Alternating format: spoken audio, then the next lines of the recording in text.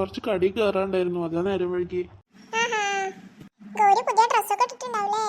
ഓ പിന്നെ ഇടാതിരിക്കും, നാളെ ബർത്ത്ഡേ അല്ലേ. നീ എന്തൊക്കെയാ പറയുന്നേ?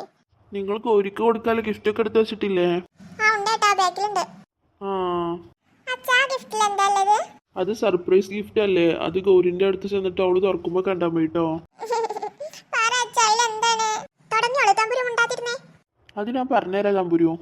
വേണ്ട കേട്ടോ, പറഞ്ഞു കൊടുക്കണ്ട. ഓൾ അവിടെ എത്തിയിട്ട് കണ്ടാൽ മതി. അങ്ങനെ വാശി പാടില്ലല്ലോ കുട്ടികൾക്ക്.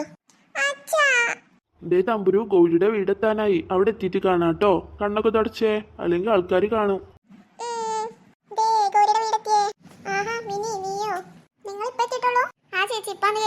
നിങ്ങൾക്ക് എപ്പോഴാ വരുന്നത്? രാവിലെ നേരത്തെ വരണ്ടല്ലേ? ആ മിനി, എന്ത് പറയാനാ, ചേട്ടൻ വരാൻ നേരം വൈകി, അതുകൊണ്ടാ ലേറ്റ് ആയത്. ഓ അതെ. ആ മിനി, വർത്താനം പറഞ്ഞു ഇവിടെ നിന്നിട്ട് അകത്തേക്ക് വരണ്ടേ? ആ ചേച്ചി പോവാം. തമ്പുരു, എന്റെ ഡ്രസ് എങ്ങനെയുണ്ട്? ആ നല്ല രസമുണ്ട്, ഞാൻ പറയാനിരിക്കുവായിരുന്നു. എന്നാ പോവാ മിനി. ആ ചേച്ചി.